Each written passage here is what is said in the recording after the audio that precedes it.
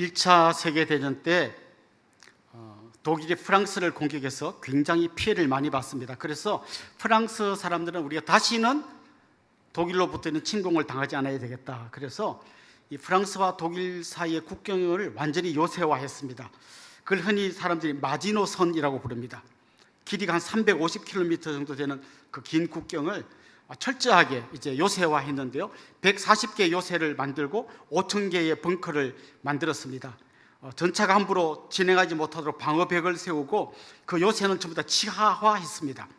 그 요새 길이는 다 철도로 지하로 다 연결시켜 놨습니다.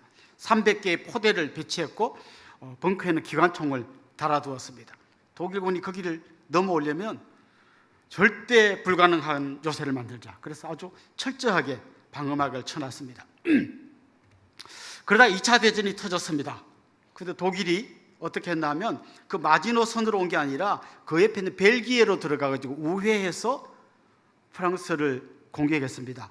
그래서 불과 5주 만에 파리가 점령당하고 결국 프랑스가 항복했습니다. 그렇게 열심히 마지노선 만들어놨는데 전쟁 나니까 별 소용도 없었던 거죠. 저는 이 사도행전을 읽을 때 이 마지노선 이야기가 자주 기억이 납니다. 이 사도행전의 말씀은 예수님의 보내심을 받은 제자들이 온 세상으로 복음 들고 나가서 복음 전한 얘기예요. 땅끝까지 이르러 내 증인이 되리라 라는 말씀처럼 땅끝까지 지금 제자들이 나아가고 있어요.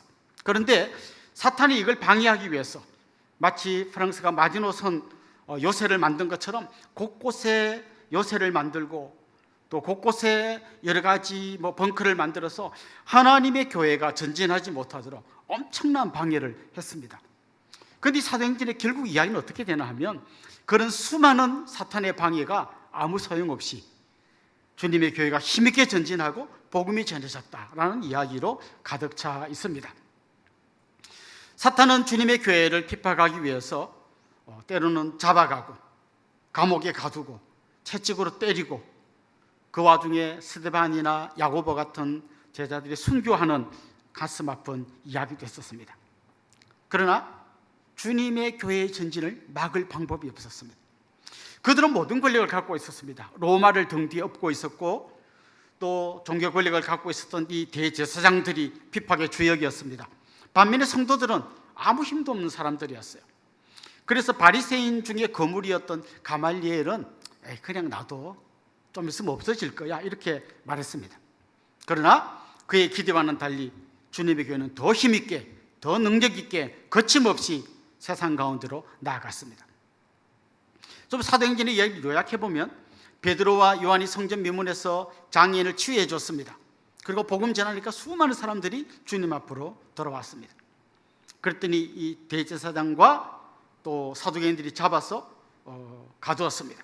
그리고 협박하고 다음부터 절대 복음 전하지 마 하고 풀어줬습니다. 풀려난 이 사도들이 제자들 앞에 가서 자기가 어떤 일을 당했는지를 다 알려주고 합심해서 기도합니다. 그런데 그때 어떤 일이 일어난지를 이 사건의 마지막 결론 부분에서 이렇게 성경에 기록되어 있습니다. 사도행전 4장 31절에 보면 빌기를 다하매 모인 곳이 진동하더니 무리가 다 성령이 충만하여 담대히 하나님의 말씀을 전하니라.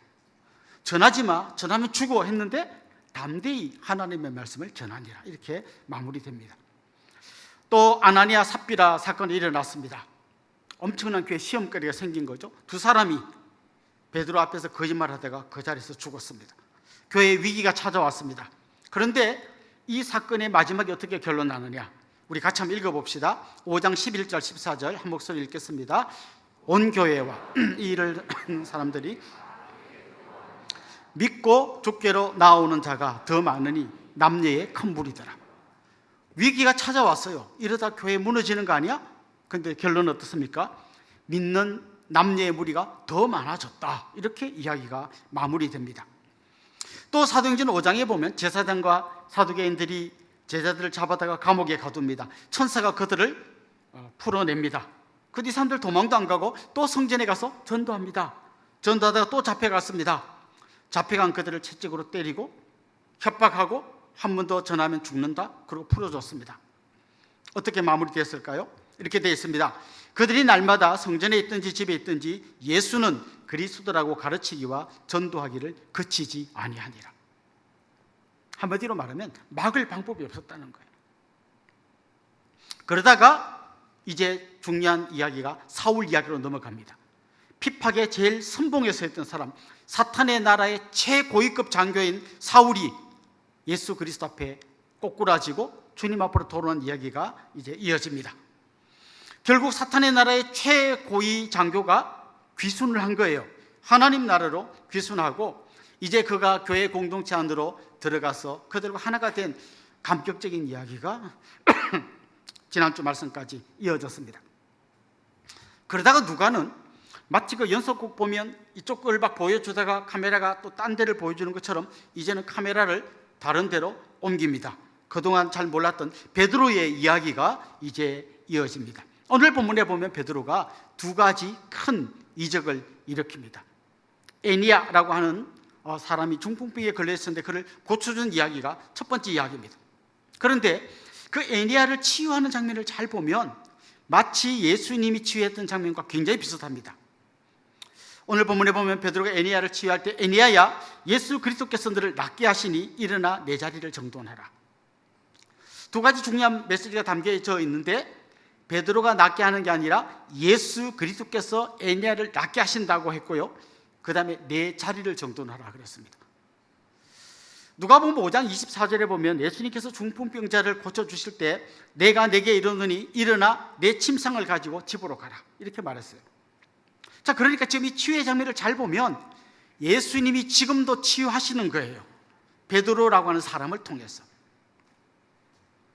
자, 우리는 이 장면을 보면서 한번 이런 질문을 던져볼 필요가 있습니다. 예수님은 이 땅에 오셔서 33년 정도 계시다가 성천하셨어요. 만약에 예수님이 33년 계시고 성천하신 게 아니라 계속 계셨으면 어땠을까? 지금까지. 그래서 막 해마다 각 나라를 순방해가지고 그 나라 사람들을 모아놓고 부흥 집회를 열고 병든 사람을 치유해 주시고 계속해서 전 세계를 순회하시면서 2000년 동안 계속 이렇게 복음 전하면 지금보다 훨씬 더 많은 사람이 예수 믿지 않았을까요? 일단 예수님은 그렇게 안 했어요. 대신 예수님이 하신 방법은 이런 거였어요. 예수님 대신에 제자들을 보내셨어요. 그 제자들을 보냈는데 그럼 예수님이 가신 것보다 못할 거 아니에요? 그런데 요한복음 14장 12절에 보면 이런 말씀이 나와요. 내가 진실로 진실로 너에게 이르노니 나를 믿는 자는 내가 하는 일을 그도 할 것이요 또한 그보다 큰 일도 하리니 이는 내가 아버지께로 감이라. 예수님이 떠나고 나면 제자들이 남아서 더 큰 일을 하겠다고 말씀하셨어요. 자, 왜 이런 말씀하셨는지 한번 좀 생각해 봅시다. 예수님께서 이 땅에 오셨을 때 예수님은 하나님의 그 엄청난 자리를 내려놓으시고 인간의 자리로 내려오셨어요. 원래 하나님은 계시지 않는 곳이 없습니다. 무소부재, 그냥 모든 곳에 다 계십니다. 그런데 예수님께서 인간의 몸을 입으시면서 그 무소부재한 하나님의 자리를 내려놓으시고 일부러 인간의 한계, 그 공간 속으로 들어오셨어요. 그래서 온 세계를 만드신 예수님께서 마리아의 자궁 속에 들어가서 10달을 쭈그리고 계셨어요. 그 공간 속에 스스로 갇히신 거예요. 그리고 이제 이 땅에 오셔서 뭐 갈릴리나 예루살렘이나 이런 곳 사이에 가셨는데 예수님이 이 땅에 계시는 그 시간 동안은 예수님이 갈릴리면 갈릴리, 예루살렘이면 예루살렘 딱 한 군데만 계실 수 있었어요. 그랬던 예수님께서 이제 마지막으로 떠나시면서 우리가 잘 아는 마태복음 28장 18절에 20절 말씀을 주셨어요. 흔히 우리가 지상명령이라고 부르는 말씀이죠. 예수께서 나와 말씀하여 이르시되 하늘과 땅의 모든 권세를 내게 주셨으니 그러므로 너희는 가서 모든 민족을 제자로 삼아 아버지와 아들과 성령의 이름으로 세례를 베풀고 내가 너에게 분부한 모든 것을 가르쳐 지키게 하라. 마지막에 그리고 이렇게 말씀하셨어요. 같이 한번 읽어봅시다. 볼지어다 세상 끝날까지. 자, 주님은 혼자서 온 세상을 돌아다니는 대신에 제자들을 파송하셨어요. 그리고 마지막에 뭐라 그랬어요? 내가 세상 끝날까지 너희와 항상 함께 있을 거라고 했어요. 자, 그럼 그림을 생각해 봅시다. 12명의 제자들이 파송받았어요. 12군데 다른 곳에서 사역을 해요. 그런데 예수님이 모든 제자들과 함께 계셔요. 그러면 지금 예수님이 이 땅에 계셨으면 한 군데서만 일어날 일이 12군데서 일어나고 있는 거예요. 그런데 7명의 집사님이 세워졌는데 이분들이 가서 복음 전했어요. 이제는 12명의 제자와 7명의 집사와 19명이 복음 전합니다. 그 모든 곳에 예수님이 계십니다. 사울이 회심하고 돌아왔습니다. 20군데입니다. 이제 더 많은 제자가 생겨났습니다. 50명, 100명, 1000명, 10,000명, 10만, 100만, 1000만, 1억, 10억. 이제는 그 모든 곳에 예수님이 다 함께 계시는 거예요. 예수님이 땅에 계셨더라면 혼자서 여기 갔다가 저기 갔다 했어야 되는데 이제는 수많은 사람들을 파송하시고 그곳에 함께 하심으로써 온 세상 가운데 예수님의 복음을 전하는 사람이 수십억 군데가 생기도록 만드신 거예요. 이게 예수님께서 이 땅을 떠나신 이유고 내가 떠나면 더 큰 일을 할 수 있다고 말씀하신 이유예요. 보통 예수님께서 이렇게 파송해서 보내는 그 사람들을 그 당시에 사도라고 불렀어요. 그 12제자가 사도입니다. 나중에 바울이 거기에 합세해서 바울까지 우리가 사도라고 부릅니다. 그분들이 이 세상을 떠나간 이후에 더 이상 공식적인 사도는 없습니다. 요즘 보면 뭐 신사도라 해가지고 뭐 나타나는 분들이 있는데 전혀 성경에 근거가 없는 엉터리들이에요. 카톨릭에서는 교황이 이 사도권을 이어간다고 말하는데 그것도 성경에 근거가 전혀 없어요. 대신 성경은 뭘 얘기하는가 하면 교회가 사도의 그 직분을 이어간다고 말해요. 그러니까 사도라고 하는 공식적인 직함은 없어졌는데 이제 그 사도가 하는 일이 뭔가 하면 원래 사도라는 말이 헬라어로 아포스톨로스라는 말인데 이 말은 보냄을 받은 자라는 뜻이에요. 사도는 직분은 없어졌지만 보냄을 받은 온 성도들이 이제 그 사도들이 하던 일을 대신하게 된다는 것이죠. 그래서 오늘 본문도 한번 정리해보면 이렇습니다. 32절에 보면 이런 말씀이 나옵니다. 그때 베드로가 사방으로 두루 다니다가 루다에 사는 성도들에게 내려갔더라. 베드로가 사방에 두루 다녔대요. 이 말은 마치 이런 장면 같습니다. 로마의 황제의 신하가 로마 제국이 지금 잘 돌아가나 이렇게 막 순찰하는 장면 같아요. 베드로가 하나님 나라가 지금 잘 세워져 가는지를 지금 막 순찰하다가 예루살렘에서 40km 떨어진 루다라는 지역을 방문한 거예요. 근데 방문해 보니까 그곳에 애니아라고 하는 사람이 8년간 중풍병에 걸려서 꼼짝 못하고 들어 누워 있는 것을 보았습니다. 그래서 베드로가 기도해서 이 애니아를 고쳐준 이야기가 첫 번째 이야기예요. 자, 그런데 애니아가 치료받은 다음에 35절에 이런 말씀이 나옵니다. 루다와 사론에 사는 사람들이 다 그를 보고 주께로 돌아오니라. 여러분, 지금 우리가 이 사도행전을 읽다 보면 주인공으로 등장하는 애니아의 사건이 눈에 확 들어와요. 8년간 앓다가 고침받은 애니아, 이 사람이 주인공이에요. 그런데 그 뒤에 나오는 이 35절에 나오는 이야기는 주인공 말고 뭐 엑스트라, 행인 1, 행인 2 같은 사람들인데 루다와 사론에 사는 사람들이 다 그를 보고 주께로 돌아오니라. 주인공은 애니아 한 명인 같지만 사실은 거기에 굉장히 많은 사람들이 이 사건을 통해서 주님께로 돌아왔다는 거예요. 여러분, 영화에 나온 주인공은 정말 그 사람이 대단히 존경받는 사람일 수 있습니다. 예를 들면 뭐 우리가 이순신 장군의 영화를 본다면 주인공 이순신이잖아요. 그런데 거기에 나오는 뭐 행인 1, 행인 2, 배 밑창에서 노졌던 사람, 이 사람들은 별로 중요한 분이 아니에요. 그런데 만약에 여러분 그 노젓는 그분이 우리 아버지면 나한테는 그분이 굉장히 중요한 분이에요. 행인 1이 우리 남편이면 그 아내에게 그 행인은 굉장히 중요한 사람이에요. 애니아만 중요해서 지금 치료받은 게 아니라 이름도 잘 모르는 무명의 수많은 사람들이 지금 예수님 앞으로 돌아오고 있는 거예요. 누군가 보냄받은 그 사람들, 베드로 혼자서 다니면서 막 이렇게 다 전도한 게 아니라 베드로가 애니아를 고치니까 그 사건을 본 많은 사람들이 이런 일이 있었다고 가서 사방 여러 나라 사람들에게 이야기를 하다 보니까 그분들이 다 주님께로 많이 돌아온 이야기가 오늘 본문의 이야기예요. 사실 베드로는 애니아를 고치려고 루다에 간 게 아니에요. 그 루다에 갔더니 애니아가 있는 거예요. 그래서 고쳐준 거예요. 여러분, 이 중요한 진리를 여러분이 기억하면 좋겠어요. 우리는 주님께로 부름받은 공동체인 동시에 주님께서 세상 가운데로 보냄받은 공동체. 여러분, 우연히 지금 우리 동네에 이사 오신 게 아니에요. 주님은 이 동네에서 여러분이 하실 일이 있기 때문에 이 동네로 부르신 거예요.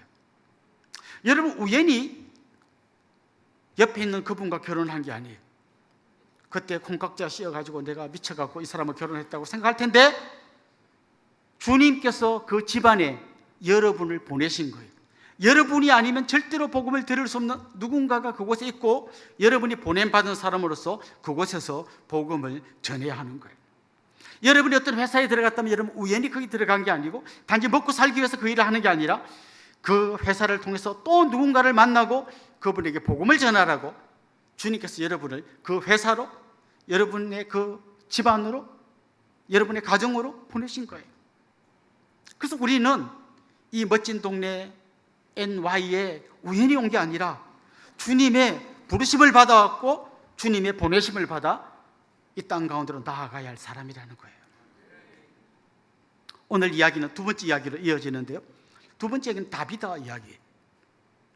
다비다는 루다에 사는 게 아니라 루다에서 좀 떨어져 있지만 가까운 욥바에 사는 여자 제자예요.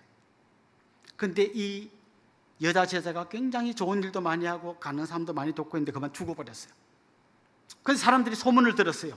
이 가까운 루다에 베드로가 왔다, 그런 소문을 들었어요. 그래서 사람을 보내서 좀 욥바에 와서 이 다비다 죽은데 좀 와주세요. 아마 그들의 마음속에는 어쩌면 와서 뭐 장례 좀 치러주세요라는 뜻도 있었겠고, 어쩌면 이 주님의 제자 베드로가 이 사람을 살릴지도 모른다, 아마 이런 기대 있을지도 몰라요. 어쨌거나 초청했고, 베드로가 그곳에 와서 죽어서 다락방에 누워있는 다비다를 살려내는 이야기가 오늘 본문의 내용이에요.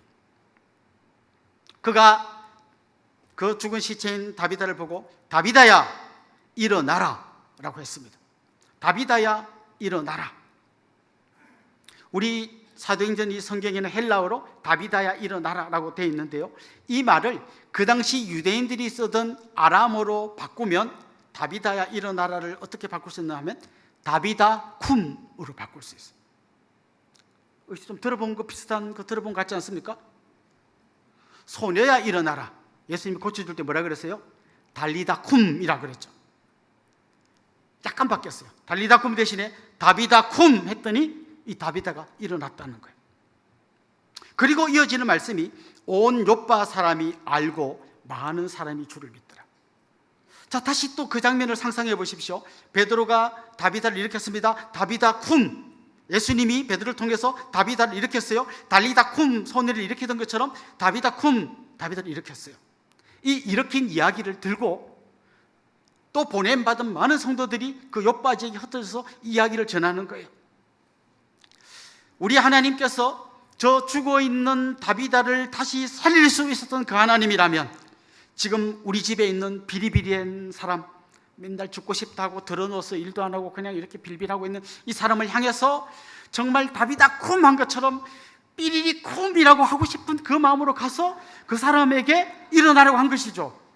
그래서 막 가는 데마다 막 이규현 쿰, 막 누구 쿰, 막 다비다 쿰 막 해서 수많은 죽어가는 사람들이 일어나서 주님께로 모여들었다는 거예요. 그러니까 오늘 본문은 단지 주인공 두 명의 이야기가 아니라 거기 있는 죽어가는 수많은 영혼들, 병든 사람, 마음이 상한 사람, 그냥 누구한테 배신당한 사람, 죽고 싶은 사람, 돈 떼먹혀서 정말 빌빌한 사람, 수많은 사람을 향하여 보냄받은 성도들이 가서 누구 쿰 일어나세요, 일어나세요. 더 이상 그 절망의 자리에 있지 말고 주님께로 나오세요. 그래서 수많은 사람이 모여들었다는 이야기가 오늘 본문의 이야기예요. 저는 이 말씀을 들으면서 여러분 머리에 누군가 생각나면 좋겠어요. 그분을 찾아가서 김씨 쿰, 박씨 쿰, 우리 신랑 쿰, 시어머니 쿰, 일어나세요. 일어나셔서 주님께로 나오세요. 그런 여러분들이 될 수 있기를 주님의 이름으로 축원합니다. 근데 여러분 오늘 이 본문을 잘 보면요, 베드로의 동선을 주위에서 보면 이렇습니다. 그가 두루 다니다가 루다에 간 거예요. 갔더니 에니아가 있어서 고쳐줬거든요. 그런데 옆 동네 욥바에서 베드로 보고 좀 오라 하는 거예요. 그래서 베드로가 루다에서 욥바로 가서 또 다비다를 살려냈어요. 근데 다음 주 말씀에 보면 이번에는 또 옆 동네 가이사랴에서 베드로를 불러가가지고 그 동네에 있는 고넬료라고 하는 이방인을 전도하고 그와 온 집안을 구원한 얘기가 나와요. 그러니까 지금 베드로는 룻다로 갔다가 요바로 갔다가 가이사랴로 갔다가 계속 이동하면서 가는 데마다 복음을 전하는데, 그가 옮겨가는 동선을 잘 추적해 보면 수많은 장벽들이 막 무너져 내리는 게 보여요. 애니아는 남자지만 다비다는 여자입니다. 그리고 오늘 보면 마지막에 보면 베드로가 요바에서 무두장이 시몬의 집에 머물렀다 이렇게 되어 있어요. 무두장이는 가죽으로 뭔가를 만드는 사람이에요. 여러분, 가죽으로 뭔가를 만들려면 동물의 시체를 만져야 되잖아요. 그래서 가죽을 벗겨내야 되잖아요. 그래서 이 무두장이들은 이스라엘 공동체 안에 못 들어왔어요. 바깥에 따로 살아야 했어요. 이 사람 좀 부정한 사람이라 해가지고 바깥에 살아야 했어요. 그런데 누구보다 유대인의 이 관습을 잘하는 베드로가 이 무두장이 집에서 묵고 있어요.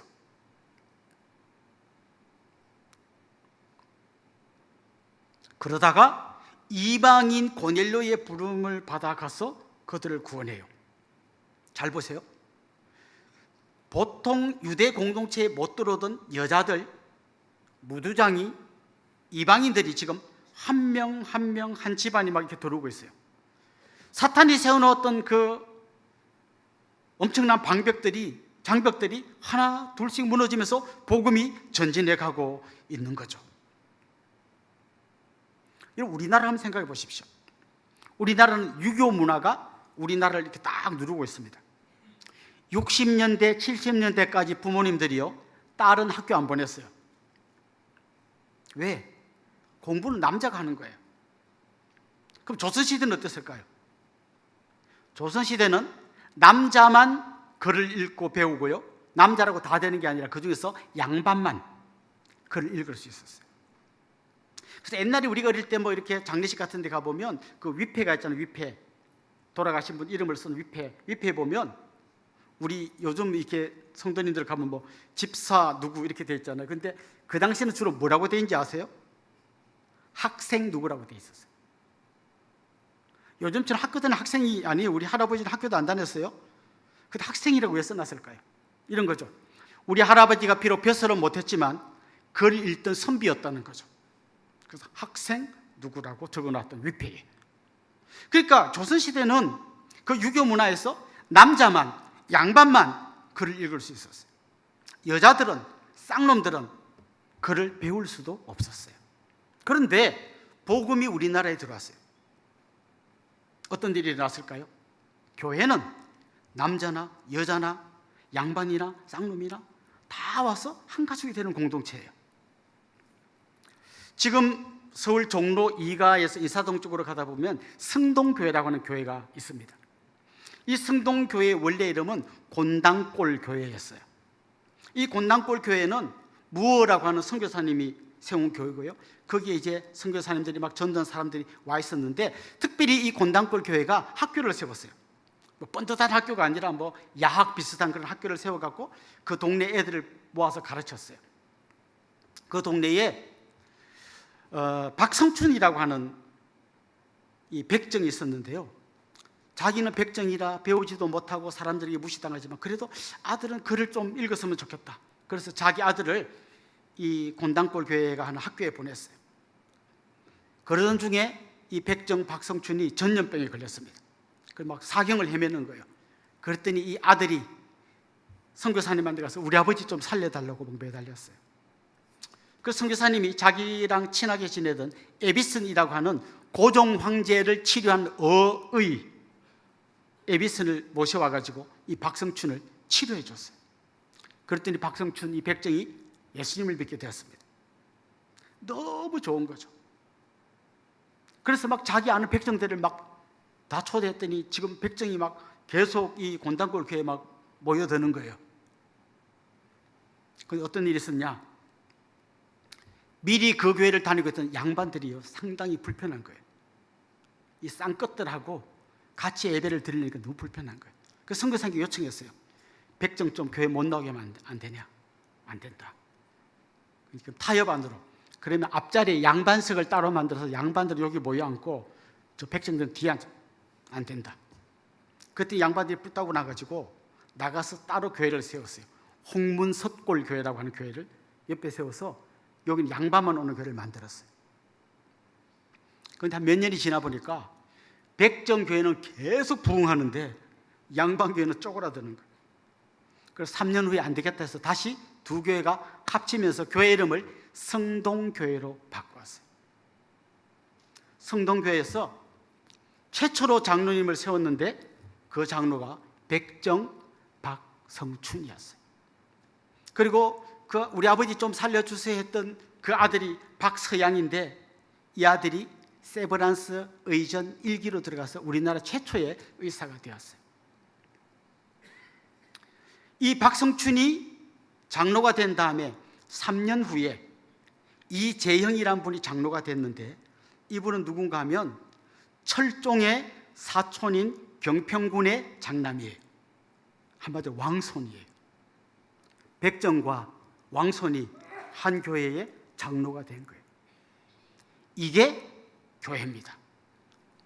수많은 차별과 사탄이 복음이 전파되는 걸 막기 위해서 세우는 수많은 장벽들이 이 교회의 전진 앞에서 허물어서 내리는 것이 성경 속에서만 나오는 게 아니라 우리나라에서도 일어난 사건이고 지금도 계속해서 일어날 수 있습니다. 남자나 여자나 배운 자나 못 배운 자나 부자나 가난한 자나 누구나 다 이 장벽을 허물고 하나가 되는 공동체, 그게 바로 교회라는 것입니다. 지금도 사탄은 교회의 전진을 막기 위해서 곳곳에 장벽을 설치합니다.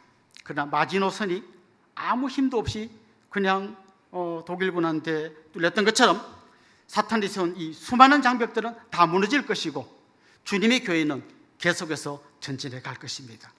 여러분 한 분 한 분이 주님께 부름받은 사람이 되어서 교회의 전진 최선봉에 설 수 있기를 주님의 이름으로 축원합니다.